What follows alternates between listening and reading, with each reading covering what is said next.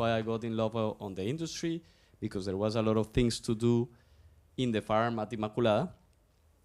We are going to talk about how to grow exotic varietals. Basically, what are the aspects that make exotic varieties with good quality, and what has a farmer to, let's say, review before starting a project in specialty coffee. So first, for introduction, we are going to talk about what is Inmaculada, where we are located, which varieties we have, what is the Fellow Farms project, and then we are going to get started with what are the keys for quality in theory, in papers, how to adapt exotic varieties to your land, to your weather, your conditions. What is the Inmaculada weather as an example? What is the Inmaculada soil as an example? And how we adapt the varieties to agroforestry system.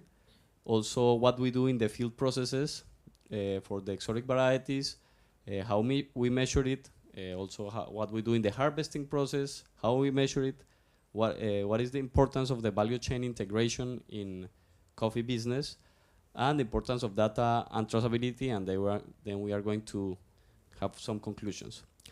Okay, so first, we are located in Colombia, Valle del Cauca region, that is in the western mountain range. This is the western part of Colombia facing the Pacific Ocean. We also have Caribbean this side of Colombia, but this is facing the Pacific Ocean. This is the Amazon, so you can understand how is it. We in Colombia, we have 3 mountain ranges. We have the western one, the central, and the eastern one.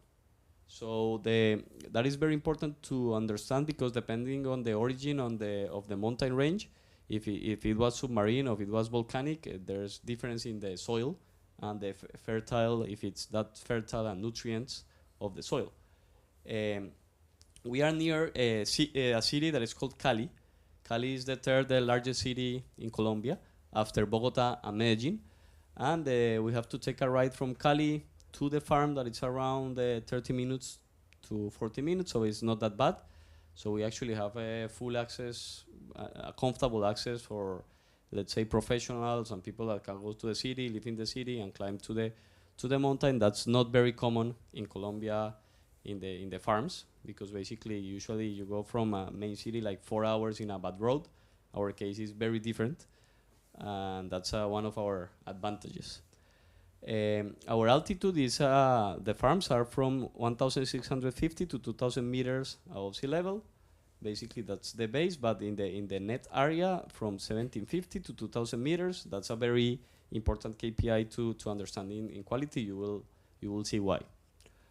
Our area, we have a total area of almost 60 hectares divided in 35 hectares in net planted area of coffee, 11 hectares of untouched forest, and 12 hectares of gardens and infrastructure, so we can actually grow a bit more. The varieties we are planting are only exotic varieties. These are the 4 varieties that we commercially offer, planted in the farm. We have 4 tall varieties. We call tall varieties the varieties that occupies more space in the area. We have a Sudan Romean geisha. We can put up to 2,000 to 2,250 trees per hectare. And the Eugenoides, that is a species, and Laurina, they are small varieties. We can go almost like the double of the quantity, but also the production per tree is less.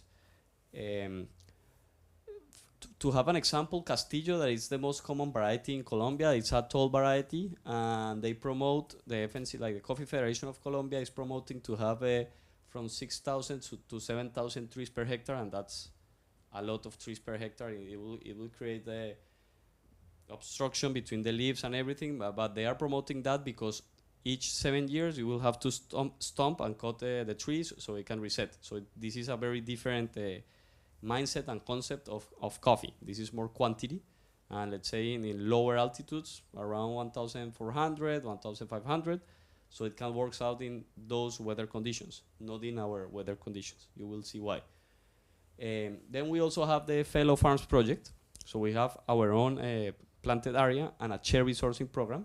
Fellow Farms is basically a cherry sourcing program we started 2 years ago. Basically, cherry sourcing program is when you buy the fruit, the cherry, and you transport it to Inmaculada, and we process it because that's the way we can sustain the quality, and we can actually manage to, step by step, don't spoil the coffee. So the objective of the project was to support the farmers, to pay them incentive, to seek exotic varieties, and to also fill our installed capacity, because we have actually an installed capacity of producing at least 4 tons of green per month. So if we are not producing of our varieties, we can fill with the fellow farms cherry. Also, it's important to know that the harvest in Colombia, it's one May harvest and one small harvest, so you have a lot of idle times with no cherries, so you can put the cherries from another region in your process. What are the fellows or farmers' direct benefits? First, harvest benefits. We actually set a criteria on how to pick, so they can actually focus in the farm processes, in the nutrition, in the maintenance, and in the picking process. And if they pick at least 70% of the ripened cherries, or the objective ripen, they will get at least 20 to 35% above the market price. And we are reducing the cost of transport, we are reducing the cost of processing, the cost of drying, and this is the longest process in the supply chain in a farm.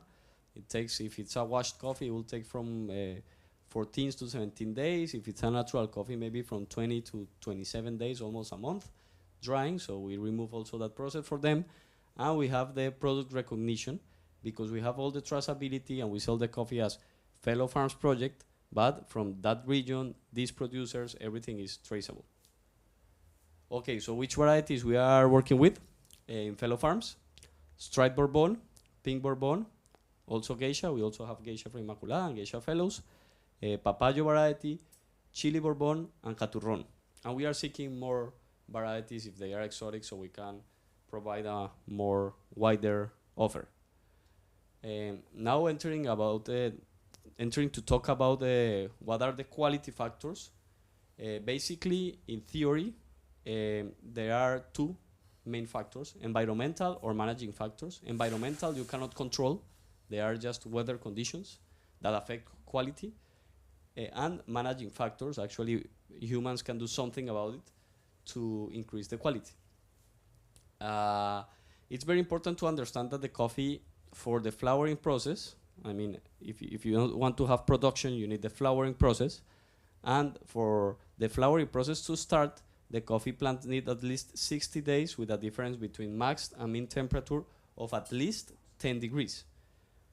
And hydric stress. So basically the plant feels that it's going to die, and it's flower.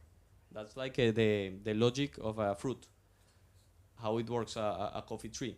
So it's very important to understand that, because depending on your weather and environmental conditions, the coffee tree will flower or not flower. And also depending on the variety, we will see later. So environmental aspects that actually promote quality, that is proven. Here is the paper that proves that. It's basically a paper that review all of the coffee quality other papers, and concludes that the only proven things that contribute to quality in score and complexity of coffees, environmentally wise, are higher altitude. In higher altitude, basically you have less sunlight and less temperature, low light and exposure, that is very tight to less sunlight, and well-drained and fertile soils are essential. And the coffee plants also need ample rainfall, from at least 1,000 to 2,500 millimeters per year. And the managing factor that actually contribute for quality are shade and agroforestry. Agroforestry actually is providing shade with other coffee trees and shrubs, having climate-resistant resilient cultivars that actually can adapt to that environmental conditions. Soil nutrients are important to understand the origin of your soil, and what to put in nutrition, which elements yes, which elements no. Also the diseases and pest management, very important for the quality, mostly for physical quality of the bean. And the importance of data and measuring KPIs on each process to actually understand where is the problem or where is the key point. Then we have how to adapt each of the varieties. To understand how to adapt each of the varieties, we have to go to the origin of each variety that you want to plant. In our case, we have Sudan Rume, Geisha, Laurina, and Eugenoides. Sudan Rume origin is from Borna and South Sudan. The yield is medium low. Actually, it's the variety that we have that produce the most. The other ones, the yield are lowest. And the profile is florals, plum, and red fruits. As you can see, the rainfall, it's measured by month here. Between November and March, they have at least 25 millimeters, and from June, October, 80 to 120 in this area. That is the average of all the years that they have data. And the max temperature from 31 to 38 degrees, and the mean temperature to 23 to 27 degrees. The case of Geisha, it's very similar, as you can see. Basically, what changes is the origin. It's from South Ethiopia, and the forest, from the mountain forest, and the yield is very low. The profile, as we all know, it's very citric, very floral, delicate.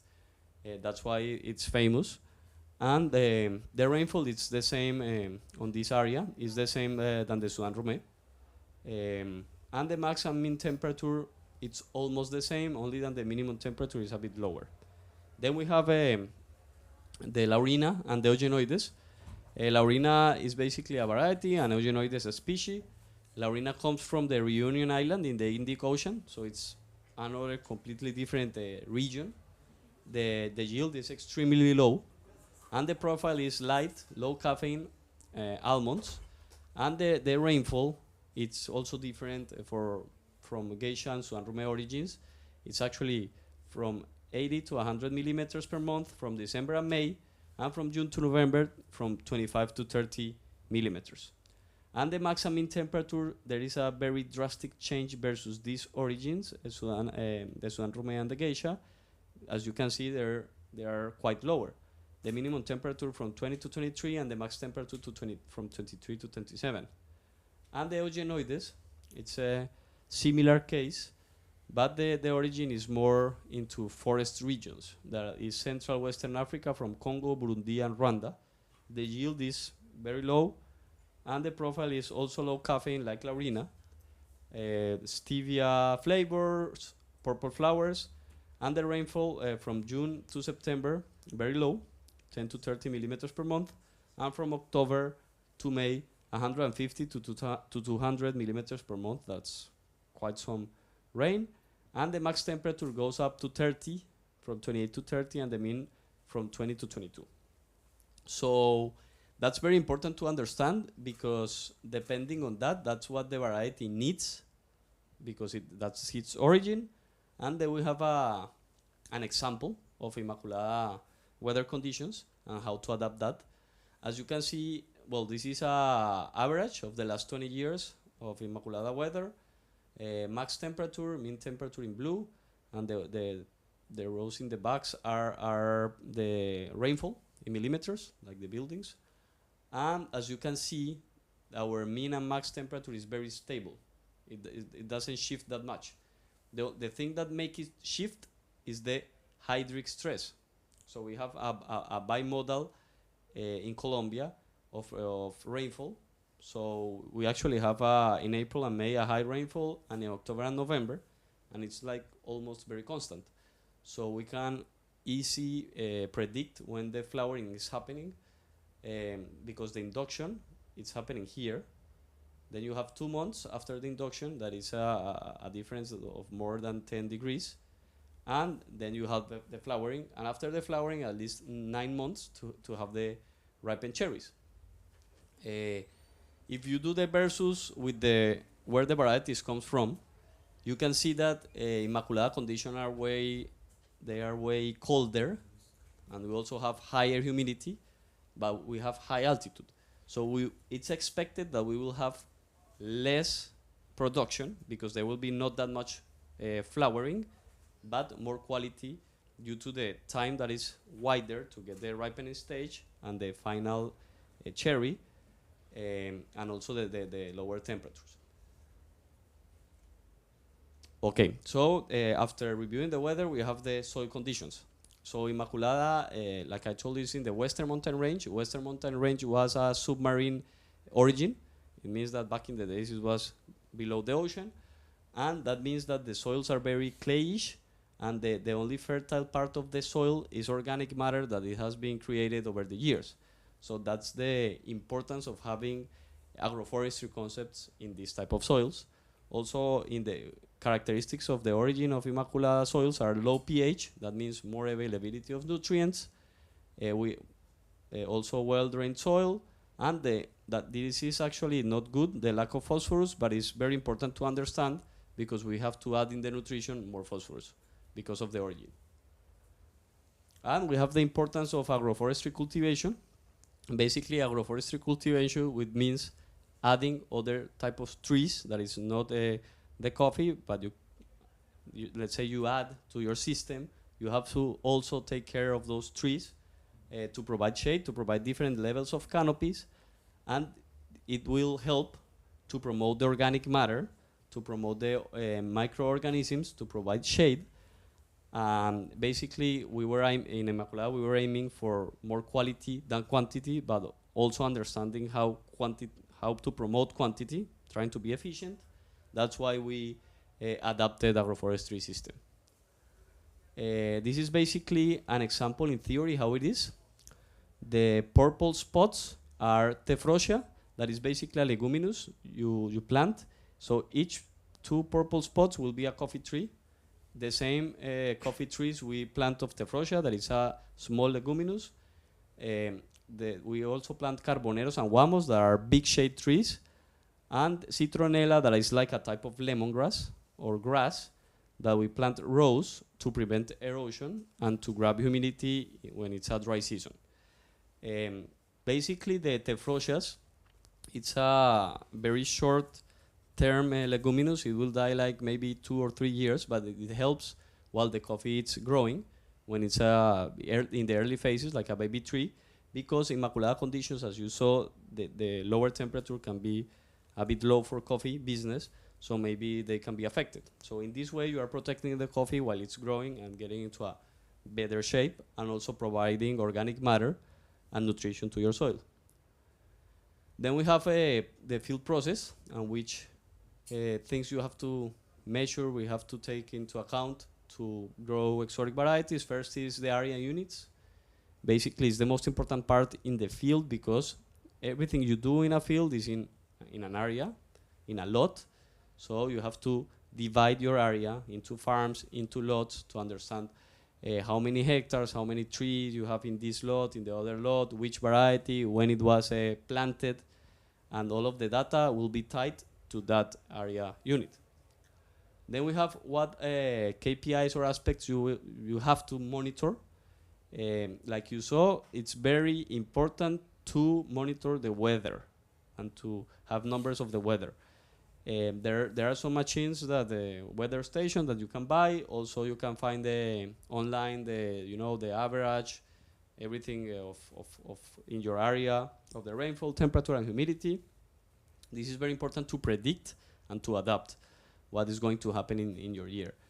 Also, planning task and production projection, planning the task of maintenance, nutrition, monitoring the roast and the leaf roast and the coffee borer, that are basically, well, leaf roast is a disease and coffee borer is a plague, so it's very important to control it, so it doesn't get into a percentage that can damage your beans and affecting in the physical analysis of the green beans. Also, flowering monitor. That means to have monitoring on how often you are flowering and why, so you will know when to expect the production and to plan your task and your pickers. Also, the execution of the nutrition plan, to complete it, which nutrients the coffee needs, and tracking the work speed of each of the labors, and the status of the lot maintenance, because sometimes the grasses get so high that they can affect the coffee trees because they are competing for sunlight. Then we have the harvesting. In exotic varieties, it's very important if actually the farm can do daily harvesting, have a group of people that they are daily harvesting and going around the farm. We have a frequency of at least 2 times per month on the same lot, because from underripe to ripen, it's at least 15 days, depending on the weather. But if we just collect 2 times per month, we will just don't collect the underripe, wait that they are ripened, and we collect it, and don't let the coffee get overripe and dry. But if they get overripe and dry, you have to take the coffee, but it's like another type of quality. And that's the optimal and not optimal ripening stages that we have to educate our employees and so they can understand. Sometimes we even cop with them how it tastes a green bean when they have a, pick a green ripening stage, underripe, overripe, dry, what is the taste, why, so they can understand why we are so picky with those aspects.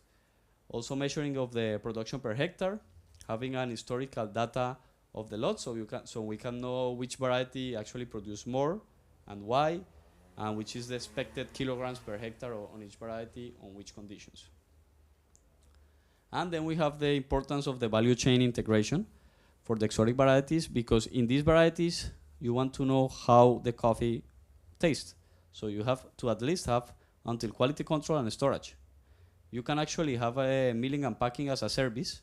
In Inmaculada we have a miller and we have a packing, but at least in exotic varieties until storage. So that means that after the field process, you have classification process, that is basically removing floaters, removing leaves, stones, and then we have electronic selection, but at least to have a manual selection. Electronic cherry sorter we have, that basically you put the color that the machine that you want to shoot, and it will shoot out of the mass of coffee in a conveyor. And then you have a yes or no fermentation, if you want to ferment the coffees or no. Maybe you want to do a classic natural, a classic washed, or a washed anaerobic. And the drying process, that is, we are more focused in natural, so the length is around 25 to 30 days. Then we have the storage and quality control. You have to store the coffee in a really good conditions of humidity and temperature.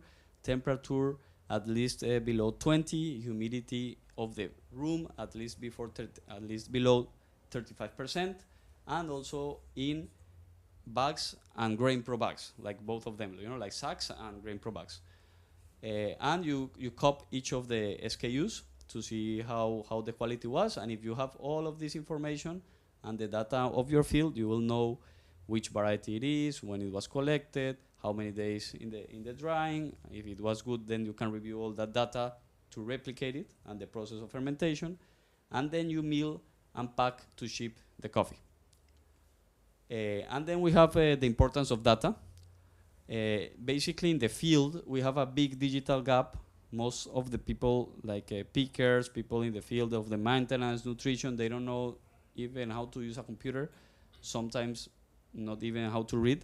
So those are the things we are facing in the field. Also, if there's information, sometimes it's stored in notebooks in general. There's a lot of idle time in data entry, so that will end up in delayed decisions. So what is the importance of understanding that of data? If you actually have the data in time, you will have timely and accurate decisions, real-time to semi-real-time information of the processes, and complete traceability. So in Inmaculada, we created mobile apps for this. We have a mobile app with all of the modules that we need, quality control, wet mill, the monitoring of the coffee borer, monitoring of the leaf roast, the picking process, the cherry sorting, the green sorting, the labels, the information of each lot. Every information we need, we can create a module, and we can activate these modules on cell phones of each responsible or each person, not all of them. Maybe if you only need the picking module on a person, you will activate only this. It doesn't need internet. It doesn't require internet connection. It will put the data into the cell phone or the tablet, and when you have internet, it will upload it. So that's very important, at least to capture the information and understand what is happening. Then, as conclusions on how to grow exotic varieties and when to expect quality, is the importance of knowing when the coffee induction happens and how to promote it. basically understand how a coffee plant works, when it flowers, in which conditions, what it needs, the importance of measuring the weather conditions, when to expect more quality than quantity, and the importance of understanding the origin of a varietal before planting it. Also promote the condition of shade, agroforestry, availability of water to promote quality, and take care of the soil and organic matter contribution as a philosophy and methodology, so your field can last for more generations. That is basically the mindset of organic and biodynamics, but it should be more than a stamp as a methodology, you know, to promote through the years. And at the end, we have measured every step of the supply chain. And that's it. I don't know if you have any question. Question? Yeah. Do you see like different varieties being grown now? Is that being driven more by? Thank you. When a producer is deciding to grow a new variety, do you see that driven by demand, or is it more like the conditions, the environment, simply what they're able to grow? Well, that's a very important question. Mainly is because of the hype of the demand of that they, for example, geisha was in hype because of Panama, and every producer just started to plant geisha, and they don't review what's behind planting a geisha. They are mainly driven by market and demand, because coffee, let's say in the traditional way in Colombia, you are planting coffee in the mountains, not like Brazil, like in plain land. So the cost of production is so high, and it's getting higher, higher, higher. So they are trying to get whatever option out of getting more money of this of the coffee. So they just will plant whatever is in hype and demand. And also when you plant coffee, you will need to at least wait 2 years for the first picking and harvesting. So there's a lot of things you have to review before, but actually people don't review it. Any other question?